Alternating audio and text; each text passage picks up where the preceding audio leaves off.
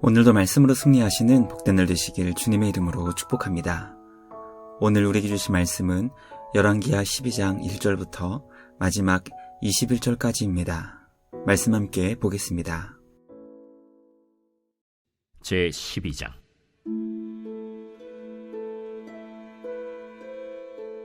예후의 제7년에 요아스가 왕이 되어 예루살렘에서 40년간 통치하니라. 그의 어머니의 이름은 시비아라, 브엘세바 사람이더라. 요아스는 제사장 여호야다가 그를 교훈하는 모든 날 동안에는 여호와 보시기에 정직히 행하였으되 다만 산당들을 제거하지 아니하였으므로 백성이 여전히 산당에서 제사하며 분향하였더라. 요아스가 제사장들에게 이르되, 여호와의 성전에 거룩하게 하여 드리는 모든 은, 곧 사람이 통용하는 은이나 각 사람의 몸값으로 드리는 은이나 자원하여 여호와의 성전에 드리는 모든 은을 제사장들이 각각 아는 자에게서 받아들여 성전의 어느 곳이든지 파손된 것을 보거든 그것으로 수리하라 하였으나 요아스 왕 제23년에 이르도록 제사장들이 성전의 파손한 데를 수리하지 아니하였는지라. 요아스 왕이 대제사장 여호야다와 제사장들을 불러 이르되, 너희가 어찌하여 성전의 파손한 데를 수리하지 아니하였느냐? 이제부터는 너희가 아는 사람에게서 은을 받지 말고 그들이 성전의 파손한 데를 위하여 드리게 하라. 제사장들이 다시는 백성에게 은을 받지도 아니하고 성전 파손한 것을 수리하지도 아니하기로 동의하니라. 제사장 여호야다가 한 궤를 가져다가 그것의 뚜껑에 구멍을 뚫어 여호와의 전문 어귀 오른쪽 곧 제단 옆에 두매 여호와의 성전에 가져오는 모든 은을 다 문을 지키는 제사장들이 그 궤에 넣더라. 이에 그 궤 가운데 은이 많은 것을 보면 왕의 서기와 대제사장이 올라와서 여호와의 성전에 있는 대로 그 은을 계산하여 봉하고 그 달아본 은을 일하는 자 곧 여호와의 성전을 맡은 자의 손에 넘기면 그들은 또 여호와의 성전을 수리하는 목수와 건축하는 자들에게 주고 또 미장이와 석수에게 주고 또 여호와의 성전 파손한 데를 수리할 제목과 다듬은 돌을 사게 하며 그 성전을 수리할 모든 물건을 위하여 쓰게 하였으되 여호와의 성전에 드린 그 은으로 그 성전의 은대접이나 불집게나 주발이나 나팔이나 아무 금그릇이나 은그릇도 만들지 아니하고 그 은을 일하는 자에게 주어 그것으로 여호와의 성전을 수리하게 하였으며 또 그 은을 받아 일꾼에게 주는 사람들과 회개하지 아니하였으니 이는 그들이 성실히 일을 하였음이라. 속건제의 은과 속죄제의 은은 여호와의 성전에 드리지 아니하고 제사장에게 돌렸더라. 그때 아람 왕 하사엘이 올라와서 가드를 쳐서 점령하고 예루살렘을 향하여 올라오고자 하므로 유다의 왕 요아스가 그의 조상들 유다 왕 여호사밧과 여호람과 아하시야가 구별하여 드린 모든 성물과 자기가 구별하여 드린 성물과 여호와의 성전 곳간과 왕궁에 있는 금을 다 가져다가 아람 왕 하사엘에게 보냈더니 하사엘이 예루살렘에서 떠나갔더라. 요아스의 남은 사적과 그가 행한 모든 일은 유다 왕 역대 지략에 기록되지 아니하였느냐. 요아스의 신복들이 일어나 반역하여 실라로 내려가는 길가의 밀로궁에서 그를 죽였고 그를 쳐서 죽인 신복은 시므아세 아들 요사갈과 소멜의 아들 여호사밧이었더라. 그는 다윗 성에 그의 조상들과 함께 장사되고 그의 아들 아마샤가 그를 대신하여 왕이 되니라. 말씀의 제목은 요아스의 개혁과 그 한계입니다. 아달랴의 잔인했던 죽음의 칼로부터 생명의 보호를 받았던 요아스는 7살이 되었을 때 유다의 왕이 되어 40년간 나라를 다스릴 수 있었습니다. 오늘 우리에게 주신 말씀은 요아스가 40년간 나라를 다스리는 가운데 대표적으로 하나님 앞에서 잘했던 일과 잘못됐던 일을 소개하고 있습니다. 요아스의 개혁과 그 한계를 묵상하며 우리에게 주신 직분과 사명을 온전히 잘 감당할 수 있도록 준비하는 우리 모두가 되길 주님의 이름으로 간절히 기도합니다. 첫째, 요아스는 제사장 여호야다가 교훈하는 동안에만 하나님 보시기에 정직히 행했습니다. 남유다의 7번째 왕이었던 요아스는 아달랴의 죽음의 칼로부터 주님의 보호를 받았습니다. 그는 제사장 여호야다와 그의 아내였던 여호세바 부부에게 양육을 받았습니다. 요아스에게 제사장 여호야다는 아버지와 같은 존재였습니다. 제사장 여호야다는 여호와 보시기에 정직하게 행하며 주님이 그에게 주신 제사장의 사명을 충성스럽게 감당한 영적 리더였습니다. 성경은 요아스가 아버지와 같았던, 그리고 영적 리더와 같았던 제사장 여호야다가 살아있어 그를 교훈하는 모든 날 동안에만 여호와 보시기에 정직하게 행했다고 기록합니다.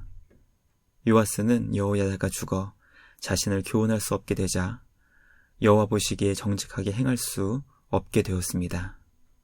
믿음과 신앙에 있어 의지하고 있었던 대상이 사라지자 그동안 주님 앞에서 정직하게 살았던 모든 삶이 한순간에 무너져 내린 것입니다.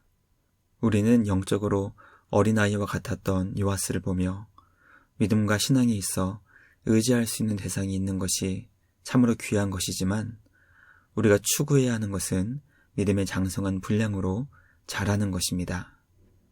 히브리서 5장은 성도가 오랫동안 신앙생활을 했음에도 불구하고 여전히 말씀의 초보 상태에 있어 단단한 음식과 같은 말씀을 소화하지 못하고 있는 것을 책망하는 말씀이 기록되어 있습니다.